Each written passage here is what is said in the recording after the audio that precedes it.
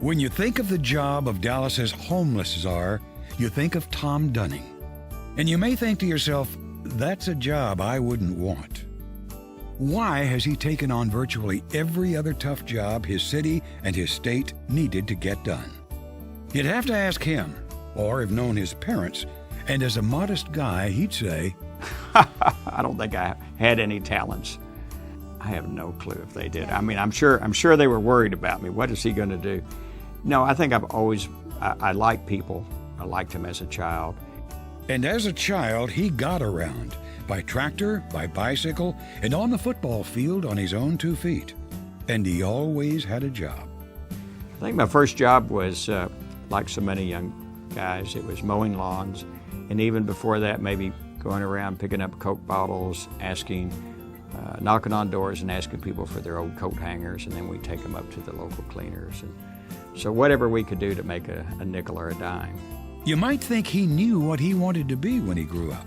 I had no clue at all. I knew I didn't want to be poor, and I didn't want to be the person that was left behind when my friends would take trips or do something. And so I knew I wanted to, not at a young age, but once I was in college, I knew that I wanted to try to have my own business. He majored in insurance at the University of Texas, and he set out to found a business that today is the largest health and welfare benefits firm located in one place in the country, with corporate clients from coast to coast. I knew that I wanted a business that I could actually pick up the phone and call people saying, I'd like to come by and meet with you. I'd like to explain what I do because I'd like to have you as a client one day.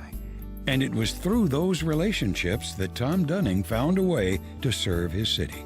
I can remember when some of us were out of school 2 or 3 years, we used to meet over at Carl Sewell's garage.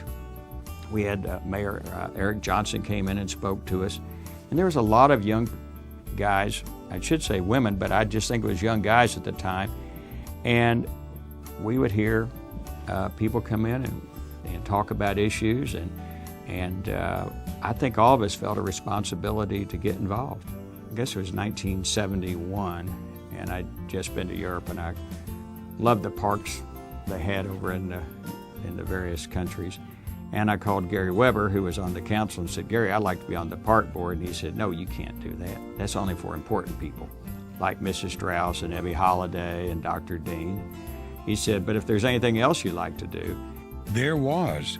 Tom Dunning had worked with a number of African Americans one summer. And I saw their plight in life, where I'd had to go in the back door with them at a restaurant to get food, or go in the front door for them. And it bothered me in high school, and certainly bothered me when I was out of school. So I went on the Martin Luther King board, which was called the Crossroads Board then. It was his first assignment for the city, and it wasn't one many people wanted. Why did he take the job? I think it's because you're helping people many times who don't have a voice. And over the years, Tom Dunning has taken on a staggering number of tough jobs for the state and for his city, heading boards, commissions, and campaigns to bring people together. He ran for mayor, defeated narrowly by Mayor Laura Miller, and yes, was finally named to the Dallas Park and Recreation Board. And my favorite quote of the last few years is, it's never too late to be who you might have been. I want to say that again. It's never too late to be who you might have been. It's a quote from George Eliot. And I think that's important, whether you're 15 years old in junior achievement or you're 75 years old and you aren't sure what you want to do with the rest of your life. So tonight, we welcome to the Dallas Business Hall of Fame a man who gets things done for Dallas. Our laureate, Tom Dunning.